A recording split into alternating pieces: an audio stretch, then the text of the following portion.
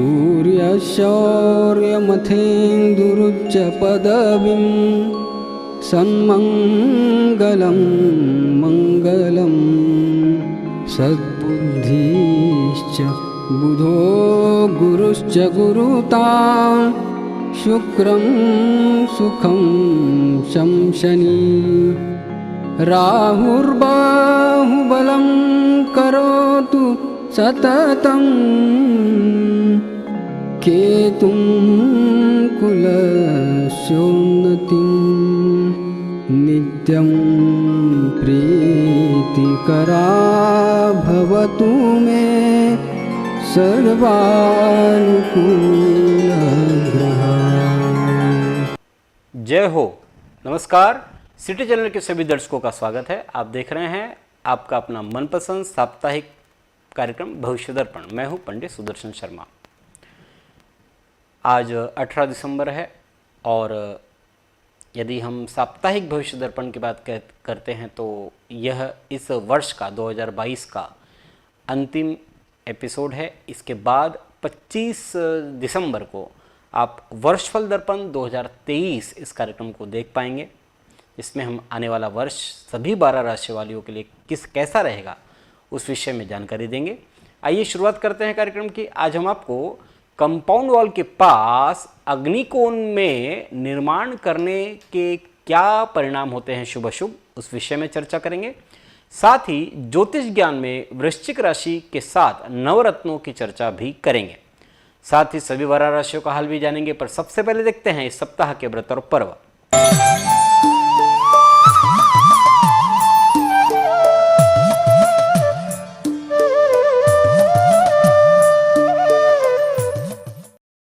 इस सप्ताह सोमवार 19 दिसंबर को सफला एकादशी है। पुराणों के अनुसार चंपावती नगरी में माहिष्मत राजा राज्य करते थे। उनके 4 पुत्र थे। इसमें जो सबसे बड़े पुत्र थे उनका नाम था लुम्पक। ये बड़े पापी और दुराचारी थे, जिस कारण से उन्हें अन्य भाइयों ने राज्य से निकाल दिया। जंगल में एक बार भटकते भटकते रात्रि में उन्हें बहुत ठंड लगी। ठंड के कारण वो सो नहीं सके और सारी रात किसी कारणवश उन्हें कुछ खाने को भी नहीं मिला। शाम को जब कुछ फल प्राप्त हुए तो उन्होंने वह जो फल थे वो अश्वत्थ के वृक्ष की जड़ों में उन फलों को चढ़ा दिया और कहा, भगवान मैं ये आपको समर्पित करता हूँ। इस प्रकार अनजाने में ही उसने सफला एकादशी का व्रत कर दिया। उस दिन एकादशी थी और जागरण किया रात भर। तो इससे भगवान प्रसन्न हो गए और उसे इसी सफला एकादशी के प्रभाव से राज्य फिर से प्राप्त हो गया। सफला एकादशी को भगवान नारायण का पूजन कर नारियल अनार आदि से पूजन करना चाहिए, दीप दान करना चाहिए। जागरण का विशेष महत्व है। बुधवार 21 दिसंबर को प्रदोष व्रत है। साथ ही मासिक शिवरात्रि भी है। इसी दिन अनुराधा नक्षत्र का अमृत योग है। बुधवार को अनुराधा नक्षत्र रहने से इसे अमृत योग कहते हैं और प्रारंभ होगा सुबह 8:32 से। गुरुवार 22 दिसंबर को दिन भर मूल संज्ञक ज्येष्ठा नक्षत्र रहेगा। शुक्रवार 23 दिसंबर को दर्श अमावस्या है और इसी दिन देव पितृ कार्य की अमावस्या है। साथ ही संपूर्ण दिवस मूल नक्षत्र भी रहेगा। शनिवार 24 दिसंबर को चंद्र दर्शन व्रत है और रविवार 25 दिसंबर को क्रिसमस है। तो ये थे इस सप्ताह के व्रत और पर्व। अब देखते हैं मेष, वृषभ, मिथुन और कर्क राशि वालों के लिए कैसा रहेगा आने वाला सप्ताह 19 से 25 दिसंबर 2022 तक। सर्वप्रथम देखते हैं कालपुरुष की पहली राशि मेष।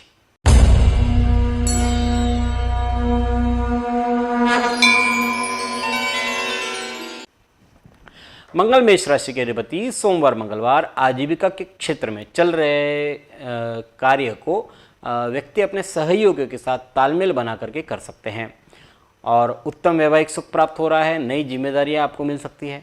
बुधवार गुरुवार मानसिक अशांति और उद्वेग भरा दिन रह सकता है। तबीयत खराब होने के योग बनेंगे, आपको में उदासी भी आ सकती है। शेयर मार्केट के साथ जुड़े लोगों को किसी भी सौदे में सावधानी रखने की जरूरत है। पाचन तंत्र मंद रह सकता है। शुक्रवार शनिवार आपका मन भक्ति में रमा रहेगा अधिक से अधिक, और चिंतन मनन में समय बीतेगा। मानसिक शांति के साथ उपाधियों से दूर रहे, किसी शांत स्थान पर जाए, समय बिताए, अच्छा रहेगा। व्यवसायिक क्षेत्र में स्पर्धा के सामने आपको टिकना पड़ेगा। आपको अपने किसी अहम काम के लिए किसी खास व्यक्ति से मदद चाहिए, और आखिरी समय पर ही क्यों न सही वो मदद आपको मिल जाएगी, काम पूरा हो जाएगा। यह सप्ताह बुधवार गुरुवार प्रतिकूल, शेष समय आपके लिए अनुकूल है। देखते हैं कालपुरुष की दूसरी राशि वृषभ।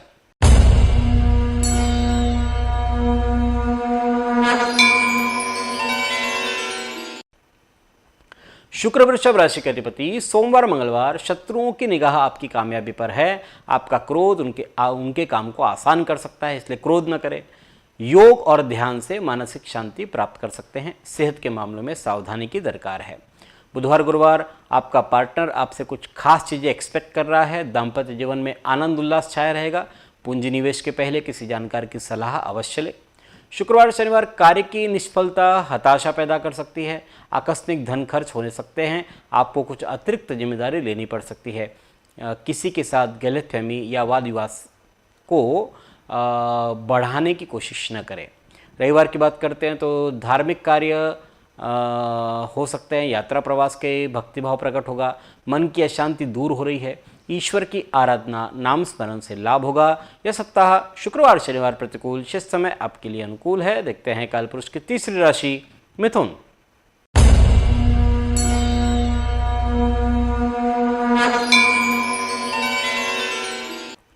मिथुन राशि के अधिपति बुध है। सोमवार मंगलवार की बात करते हैं तो आप अपने दायित्व निपटाने पर ध्यान दें। कंपटीशन में रिजल्ट आपको प्रसन्नता देंगे। किसी और की परेशानी में दखलंदाजी देने से बचें। बुधवार गुरुवार प्रवास के आयोजन की संभावना है। विरोधियों की चाल निष्फल हो जाएगी। मौसम आपके स्वास्थ्य के लिए ठीक नहीं है। शुक्रवार शनिवार गृहस्थ जीवन में मधुरता छाई रहेगी। आपके पार्टनर की राय ले, फायदा होगा। बौद्धिक और लेखन के कार्यों में सक्रिय आप बने रहेंगे। रविवार की बात करते हैं तो ताजगी और स्फूर्ति के अभाव में अस्वस्थता का अनुभव आप करेंगे। किसी भी कार्य में भाग्य सहयोग नहीं कर रहा है, ऐसा अनुभव करेंगे। तेजी से बदलते विचारों के कारण से अनिर्णय की स्थिति रह सकती है। यह सप्ताह रविवार प्रतिकूल, शेष समय आपके लिए अनुकूल है। देखते हैं कालपुरुष की चौथी राशि कर्क।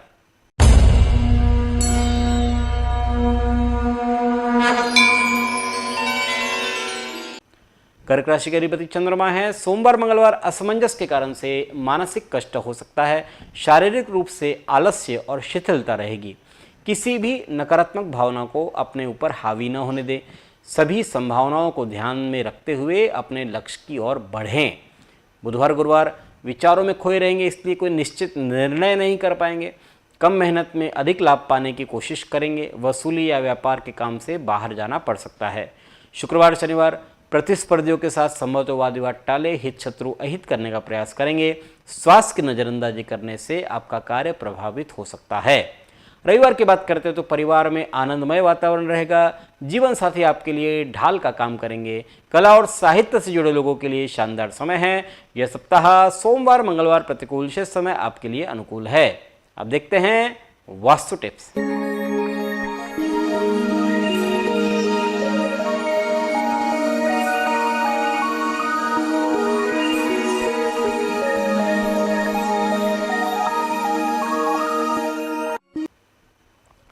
पिछली बार हम बात कर रहे थे कि घर की कंपाउंड वॉल के पास ईशान कोण में यदि आप निर्माण कर रहे हैं तो क्या उसके शुभ अशुभ परिणाम होते हैं। आज हम आपको कंपाउंड वॉल के पास अग्निकोण में यदि आप निर्माण कर रहे हैं तो क्या शुभ और अशुभ परिणाम होते हैं, इस पर चर्चा करेंगे।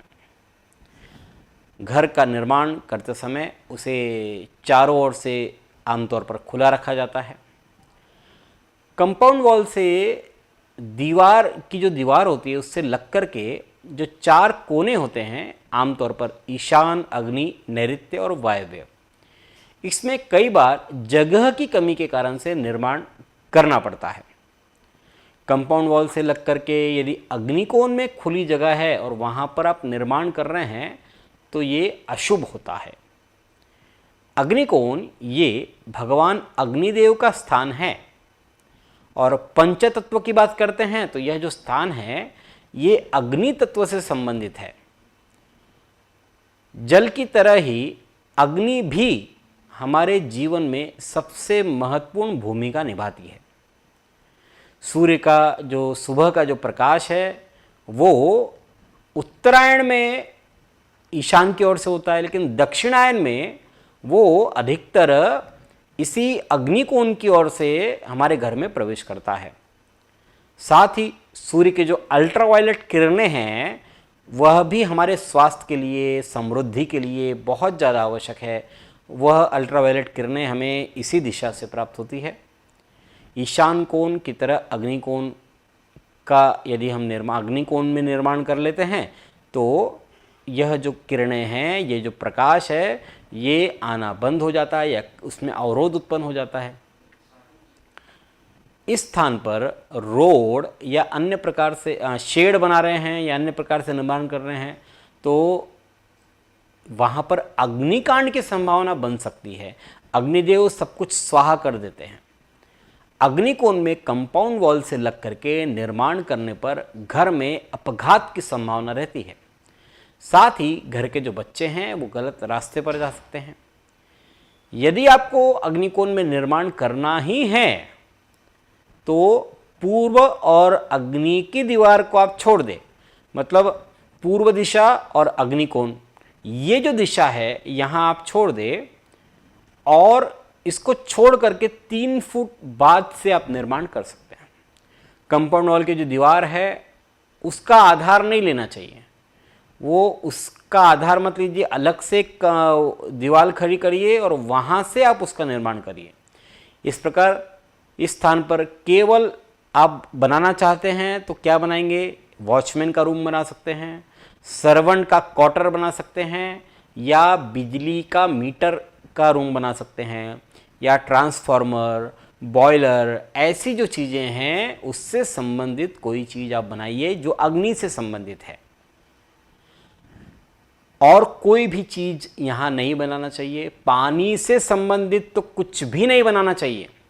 इस प्रकार अग्निकोण में दीवार से लगकर यदि आपको निर्माण करना है तो ये बड़ा ही अशुभ माना जाता है। अगले सप्ताह हम आपको बताएंगे कि नैऋत्य कोण की कंपाउंड वॉल से लग करके यदि आप निर्माण कर रहे हैं तो उसके क्या शुभ अशुभ परिणाम है। अब देखते हैं सिंह, कन्या, तुला और वृश्चिक राशि वालों के लिए कैसा रहेगा आने वाला सप्ताह। सबसे पहले सिंह राशि।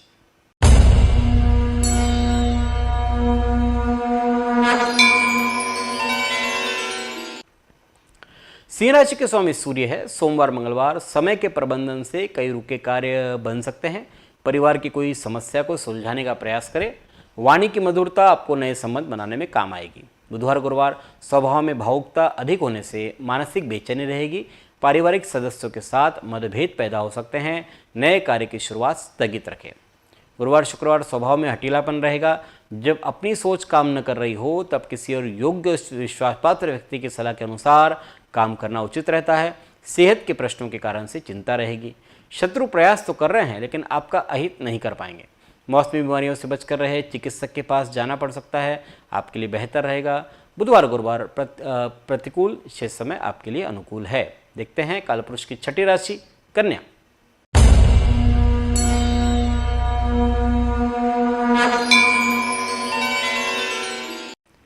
कन्या राशि के अधिपति बुध है। सोमवार मंगलवार आमदनी और उधार वसूली के कार्य पूरे होंगे। अपने काम मीठी वाणी से पूरा कर सकते हैं, इसका प्रत्यक्ष लाभ आपको होगा। बुधवार गुरुवार खुशियों में इजाफा हो रहा है। भाइयों स्नेहीजनों के साथ संबंध अच्छे रहेंगे। भौतिक सामान खरीदने से वैभव बढ़ रहा है। शुक्रवार शनिवार मेहनत के बावजूद फल नहीं मिलने से हताशा आपके मन में घर करेगी। अति विश्वास के एवज में आपको धोखा मिल सकता है। व्यर्थ की बातों में समय खर्च न करें। रविवार की बात करते हैं तो व्यापार में नए आइडिया से लाभ हो रहा है। प्रतियोगिता से घबराए नहीं, इसका आनंद उठाइए। फिर देखिए काम करने में कितना मजा आता है।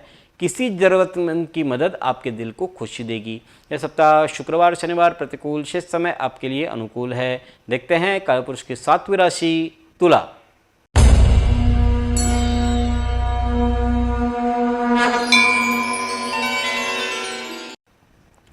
तुला राशि के अधिपति शुक्र है। सोमवार मंगलवार नए कार्य प्रारंभ कर पाएंगे। आपने जो मेहनत का पेड़ लगाया है, फल खाने का समय आ गया है, लेकिन फिर भी जल्दबाजी न करें वरना पछताना पड़ सकता है। बुधवार गुरुवार आपके मन में परिवर्तन शीघ्र आ रहे हैं, जिसका आपका मन कुछ दुविधापूर्ण रहेगा। आर्थिक पक्ष का पर भी सामान्य रहेगा। भौतिक सामान खर्च हो सकता है। भौतिक सामान की खरीदारी पर खर्च होने की उम्मीद है। शुक्रवार शनिवार दूसरे आपके क्रोध को आपके खिलाफ हथियार के तौर पर इस्तेमाल करेंगे। किसी खास काम के लिए आपको आगे आना होगा और अपनी बात खुल करके रखनी होगी। रविवार की बात करते तो भावुक होना अच्छा है, लेकिन अति भावुकता से बचे। वाहन चलाते हुए अतिरिक्त सावधानी बरते। किसी बुजुर्ग का अपमान न करें। यह सप्ताह रविवार प्रतिकूल शेष समय आपके लिए अनुकूल है। देखते हैं कालपुरुष की 8वीं राशि वृश्चिक।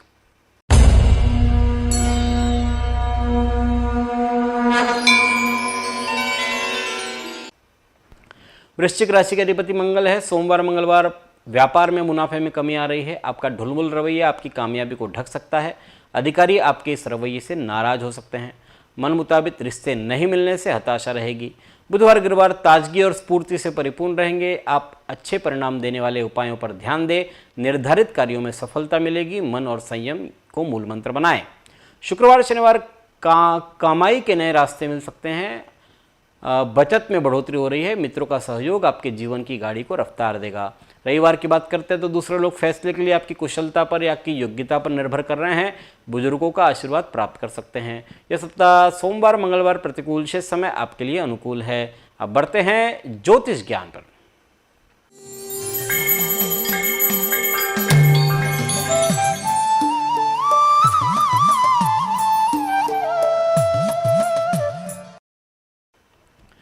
हमारी श्रृंखला चल रही है राशि और नवरत्न। इसमें हम प्रत्येक राशि के लिए नवग्रहों के नवरत्नों का क्या परिणाम मिलता है उस विषय पर चर्चा कर रहे हैं। पहनना चाहिए कि नहीं पहनना चाहिए। पिछली बार हमने आपको तुला राशि के साथ नवरत्नों की चर्चा की। आज हम वृश्चिक राशि वालों के साथ नवरत्नों के विषय में बात करेंगे। वृश्चिक राशि कालपुरुष की 8वीं राशि है। राशि स्वामी मंगल है। वृश्चिक राशि ये जल तत्व और स्थिर राशि है, जबकि राशि स्वामी जो मंगल है वो अग्नि तत्व है। सबसे पहले रत्न है माणिक, सूर्य का रत्न है। वृश्चिक राशि वालों के लिए माणिक ये 10म भाव का प्रतिनिधि रत्न है। सूर्य और मंगल आपस में मित्र भी है, इसलिए माणिक धारण करना वृश्चिक जातकों के लिए बढ़िया होता है। आमतौर पर मोती, वृश्चिक जातकों के लिए मोती ये भाग्य रत्न हो जाता है। फिर भी यदि कुंडली में चंद्रमा अष्टम भाव में हो तो मोती नहीं पहनना चाहिए, अन्यथा मोती धारण किया जा सकता है।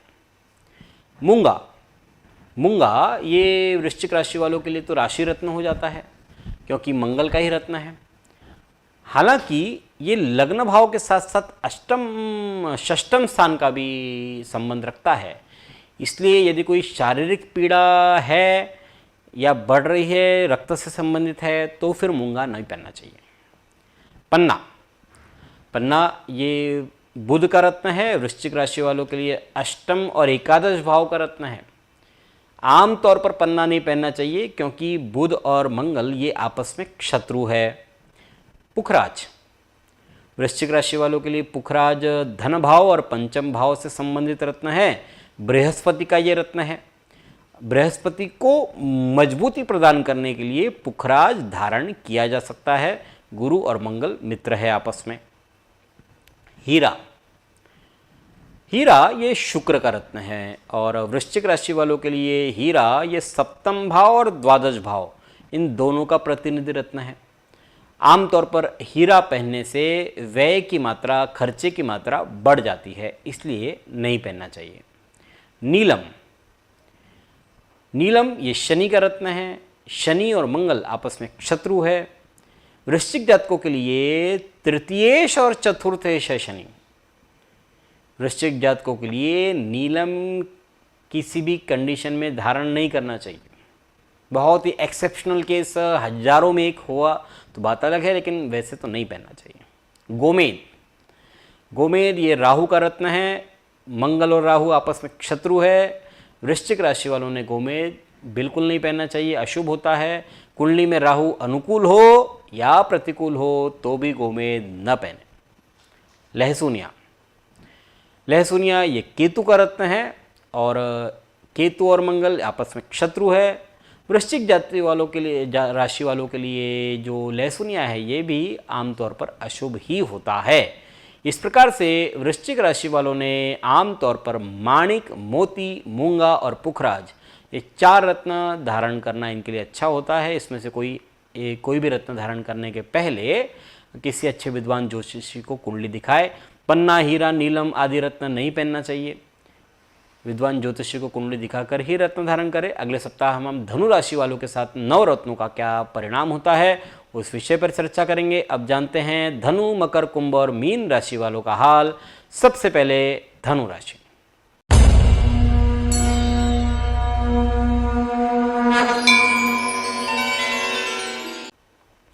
धनु राशि के अधिपति गुरु है। सोमवार, मंगलवार कार्य के लिए कुछ और अधिक दौड़ धूप करनी पड़ेगी। परिश्रम की तुलना में प्राप्ति कम हो रही है। जीवन में संघर्ष का समय प्रारंभ है। आपका आत्मविश्वास आपको इस मुश्किल वक्त से बाहर निकाल सकता है। बुधवार, गुरुवार विरोधी आपके गैर जिम्मेदाराना रवैये से लाभ उठा सकते हैं। मन में नकारात्मक विचारों को निकाल देने की सलाह है। अधिक खर्च होने से हाथ आपका तंग भी रहेगा। शुक्रवार, शनिवार शुरुआत प्रफुल्लित मन और स्वस्थ चित्त से होगी। नए कार्य करने के लिए प्रेरणा मिल रही है। वेतन और खर्चों के बीच सामंजस्य बिठा पाना मुश्किल है। रविवार की बात करते हो तो आर्थिक लाभ के लिए अनुकूल समय है। धन की लेन देन में सरलता रहेगी। लेखन कार्य या सृजनात्मक कृतियों की रचना के लिए समय अच्छा है। यह सप्ताह बुधवार, गुरुवार प्रतिकूल, शेष समय आपके लिए अनुकूल है। देखते हैं कालपुरुष की 10वीं राशि मकर।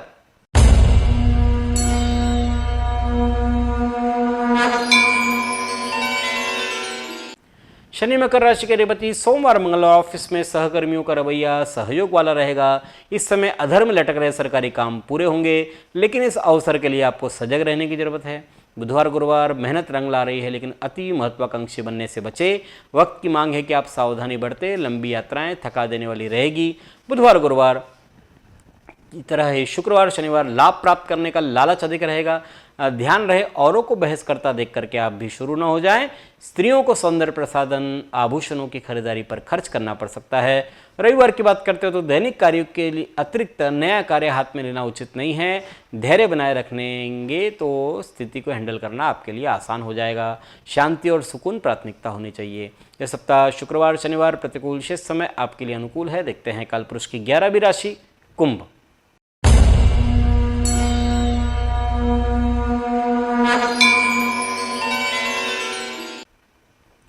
शनि कुंभ राशि के अधिपति सोमवार, मंगलवार धार्मिक विषयों में मन तल्लीन रहेगा। किसी भी कार्य को दृढ़ मनोबल और आत्मविश्वास के साथ कर पाएंगे। सत्पुरुषों के संग से लाभ हो रहा है। बुधवार, गुरुवार संचार में, बिजनेस में लाभ हो रहा है। नौकरी में सहकर्मियों की तरफ से सहयोग प्राप्त हो रहा है। कोई भी फैसला लेने के पहले अच्छी तरह से विचार कर ले, क्योंकि आपके फैसलों का असर न सिर्फ आप पर बल्कि आपके अपनों पर भी पड़ेगा। शुक्रवार, शनिवार किसी निश्चित हेतु के लिए कार्य करने की प्रेरणा मिल रही है। परिवारजन एक मजबूत दीवार की तरह आपके साथ होंगे। अधिक परिश्रम करने पर प्राप्ति हो रही है, लेकिन मात्रा कम रहेगी। फिर भी कार्य सरलतापूर्वक होने का संतोष भी रहेगा आपके लिए। रविवार की बात करते हैं तो आमदनी कम, खर्च में वृद्धि हो रही है। अगर कोई आपके साथ गलत व्यवहार करे तो भी आप विनम्रता से बात कहें और फिर वहां से निकल ले, सब ठीक हो जाएगा। यह सप्ताह रविवार प्रतिकूल, शेष समय आपके लिए अनुकूल है। देखते हैं कालपुरुष की 12वीं राशि मीन।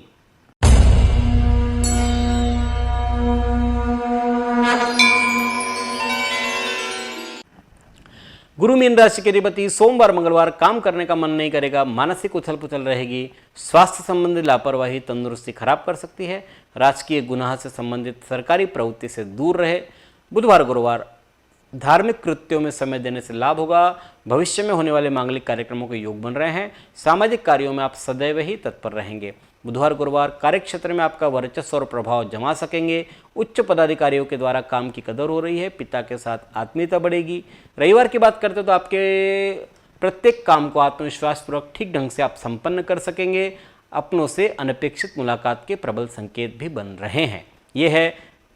यह सप्ताह यदि देखते हैं तो सोमवार, मंगलवार आपके लिए प्रतिकूल, शेष समय आपके लिए अनुकूल है। यह है 12 राशियों का फलादेश 19 से 25 दिसंबर 2022 तक।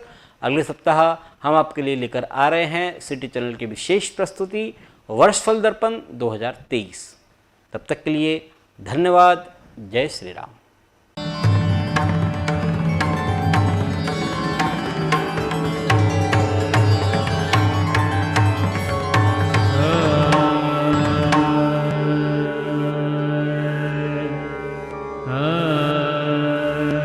वर्षों से अपने ज्ञान से हजारों दर्शकों का मार्गदर्शन और समस्या निराकरण करने वाले आपके अपने पंडित सुदर्शन शर्मा शास्त्री जी से आप व्यक्तिगत समाधान पा सकते हैं।